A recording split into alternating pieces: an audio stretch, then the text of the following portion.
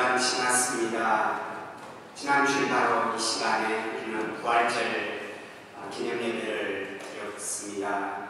교회에서는 절기를 지켰고 세상 속에서는 연휴가 계속되었고 그리고 가정적으로는 부활절 방학을 보냈습니다. 그리고 나서 어떻게 됩니까?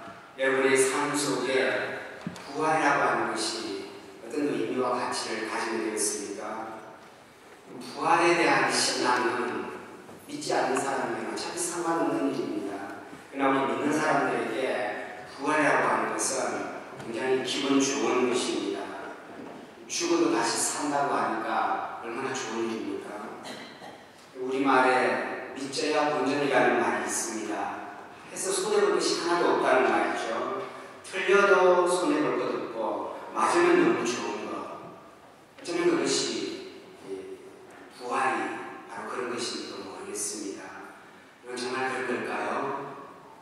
그렇지가 않습니다. 부활이라고 하는 것은 우리가 믿거나 말거나 할 정도가 아닙니다. 또 믿져야 본전이 그런 애매한 것도 전혀 아닙니다. 그 반대로 부활은 굉장히 중요한 것입니다.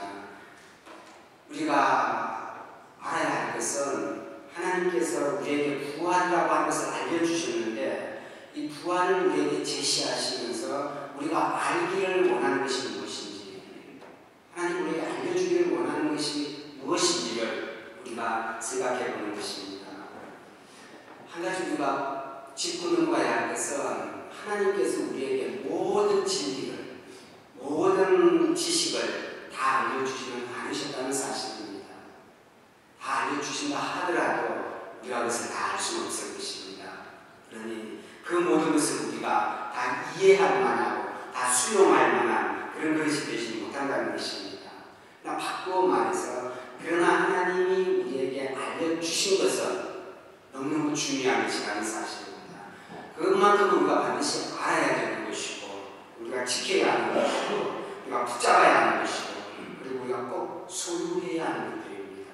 그래서 하나님께서 우리에게 가르쳐 주셨습니다. 여러분이 이 땅을 살면서 반드시 소유해야 될 것이 무엇일까요? 성경은 적어도 그것이 돈은 아니라고 이야기합니다. 물론 여러분이나 저나 이 세상에 살면서 돈 필요하지 않은 사람은 아무도 없습니다. 그런데 이 돈이 사람을 오히려 인간답지 못하게 하고 때로는 심지어 악하게 만들기도 합니다. 그래서 디모데전서 1장 10절 말씀에는 돈을 사랑하는 것이 일만 악의 뿌리라고 그렇게도 말했습니다. 우리가 이 세상에 살면서 반드시 소유해야 하는 것, 돈도 아니고 명예도 아니고 자존심도 아니고 자아실현도 아닙니다. 예수님께서 제자들에게 말씀하시되 때로는 자기 자신을 포기해야 된다고 말씀하셨습니다. 마가복음 8장 34절 말씀에 누구든지 나를 따라오려거든 자기를 부인하고 자기 십자가를 지고 나를 따를 것이라고 말씀하셨습니다. 그렇다면 우리는 정말 무엇을 소유해야 하는 것일까요? 성경은 말하기를 하나님을 향한 믿음을 소유해야 한다고 말씀합니다. 그뿐만 아니라 나아가서 우리는 서로를 향해서 섬기는 것도 소유해야 되고 서로를 사랑해야 하는 것이고 진실함이나 의로움도 소유해야 한다고 합니다. 하나님을 향한 감사, 하나님을 향한 소망도 우리가 가져야 합니다. 결국 이 모든 것을 모은 진리를 우리가 소유해야 하는 것입니다. 그 가운데 부활에 대한 믿음도 포함되어 있습니다. 부활에 대한 믿음이야말로 진리 가운데 하나이기 때문에 그렇습니다. 지금까지 말한 것이 다 추상적인 것 같지만 그러나 그 추상 명사 속에 대단히 구체적인 내용이 다 담겨 있습니다. 오늘 우리가 읽은 말씀은 나사로라고 하는 사람의 가정에 일어났던 일이 배경이 되고 있는데요. 나사로는 예수님과 잘 아는 사람이었습니다. 예수님이 사랑한 사람이었습니다. 나사로에게는 또 누이가 있었는데 마리아와 마르가 있습니다.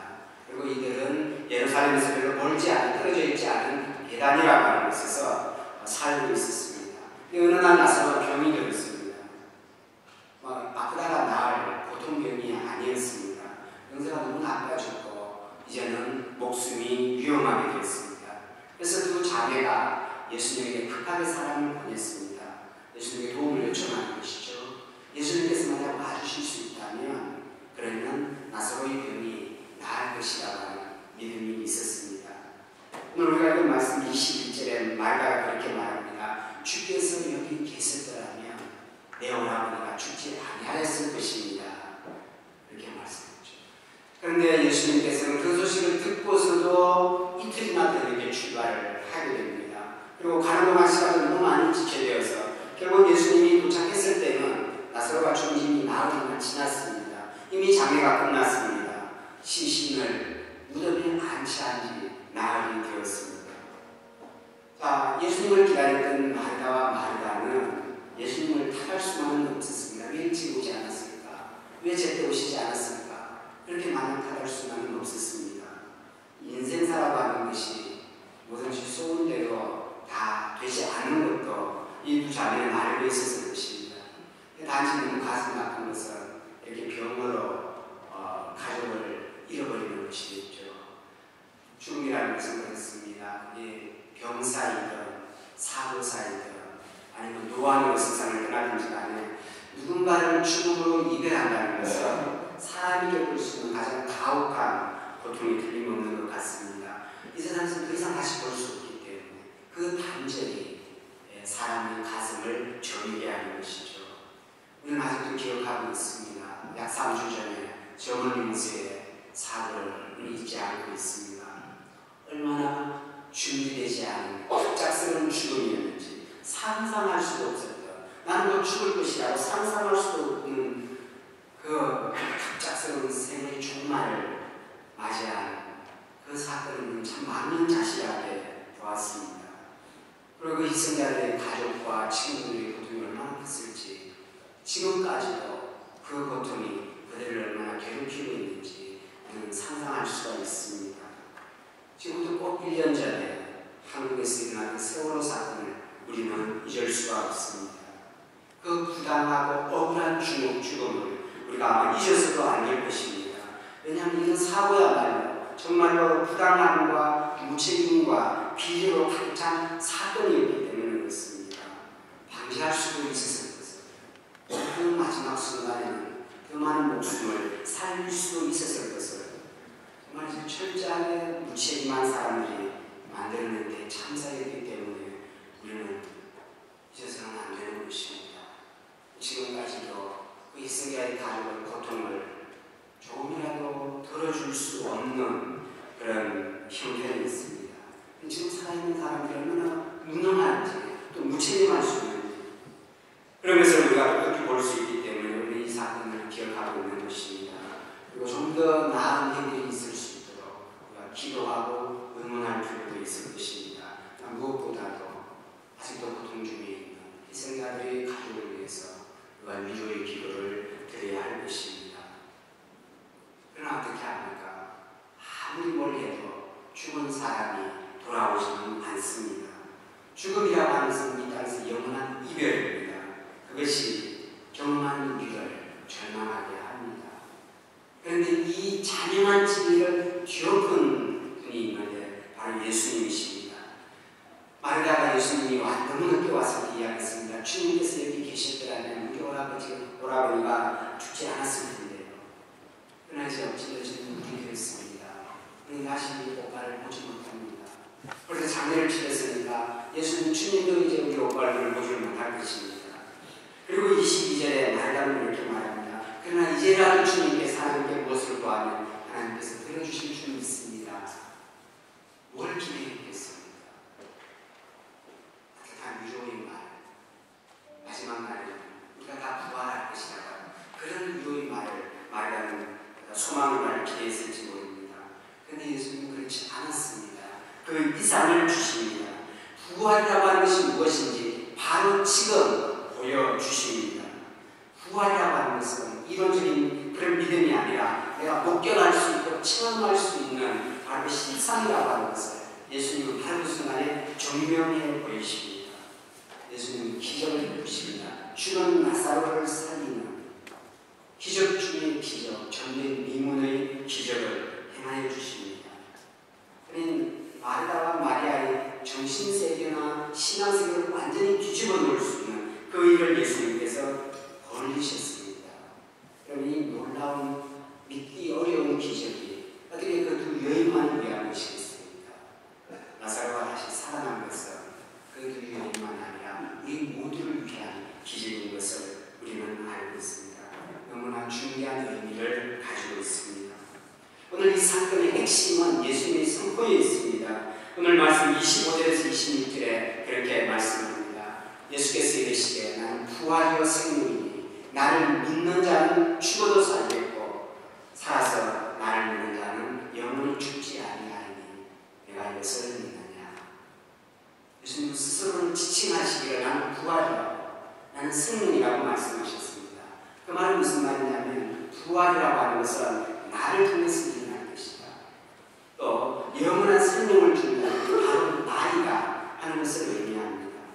실제로 예수님께서 부활하셨고 실제로 예수님께서는 약속하신 대로 믿는 모든 자들에게 영원한 생명을 주십니다. 나를 믿는 자는 죽어도 살겠고 살아서 나를 믿는 자는 영원히 죽지 아니하리라 하는 이 예수님의 말씀은 여러분이 예수님을 믿으면 절대로 여기서 죽지 않는다, 이 세상에서 죽지 않는다는 말이 아닌 것을 우리는 잘 알고 있습니다. 믿는 자도 지상에서는 죽을 것입니다. 그러나 죽음을 지나서 부활을 지나서 하나님의 새로운 나라에서 영원히 살게 된다는 말씀을 예수님이 해주고 있습니다. 이 믿음을 가지라고 그리고 이 희망을 붙잡고 살라고 예수님께서 그날 나사로를 살려주셨습니다. 여러분 이 아무도 족합니다. 계속해서 살릴 필요가 없습니다. 나사로를 살린 것으로 족하고 예수님 자신이 부활하신 것으로 족합니다. 우리는 부활신앙을 확실하게 붙잡을 이유가 있습니다. 우리 교회가 오랫동안 기도했던 김혜수 성도님께서 지난 수요일날 소천하셨습니다. 하나님이 부르심을 받고 우리 교회를 떠났습니다. 아시는 분은 아시겠지만 이 성도님은 11년 전에 중대한 암을 겪었습니다. 담도 암이라고 병원에서 얼마 살지 못할 것이라고 이야기했는데 수술을 하고 난 다음에 우리 11년을 더 사실 수가 있었습니다. 그래서 의료계에서도 참 주목할 일이라고 했습니다. 그때 저는 없었습니다. 우리 교회 성도님들이 한마음이 돼서 그 성도들을 위해서 너무나 간절히 기도했다고 들었습니다. 본인이 고백하기를 성도들의 기도 때문에 그렇게 살 수 있었다고 고백을 했습니다.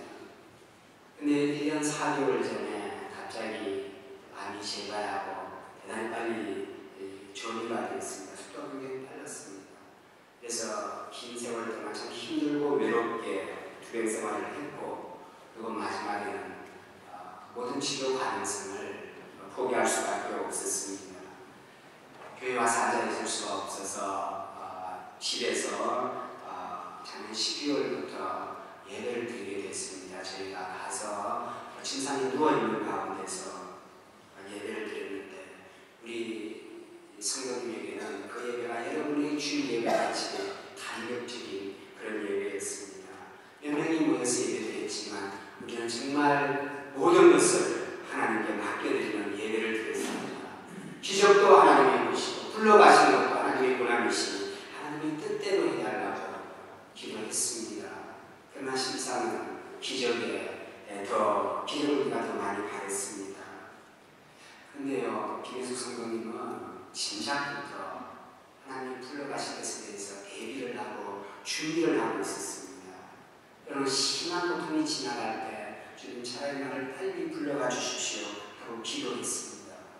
저는 그때 똑똑히 보았습니다. 그분의 기도가 절망 가운데서 나오는 기도가 아니라는 것을 정말 희망 속에서 드리는 기도인 것을 보았습니다.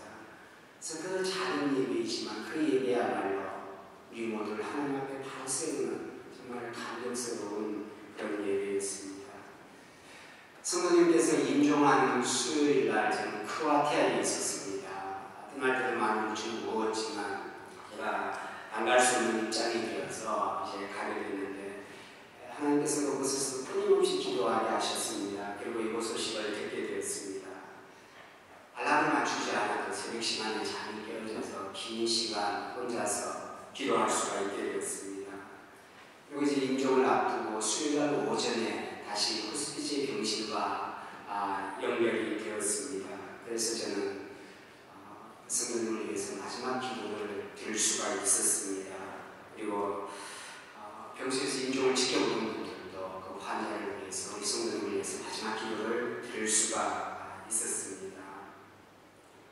우리 성도님은 정말로 편안하게 평안 가운데 잠자듯이 그렇게 마지막 숨을 거두게 되었습니다. 김혜수 성도님은 정말이지 배려심이 참 깊고 현명하시고 매사에 확실하고 그리고 주님 앞에서는 진실했던 성도님이신데 이제 우리 곁을 떠났습니다. 그러나 그 성도님은 정말 확실한 부활신앙을 가슴에 품은 채 예수님의 품에 안겼습니다.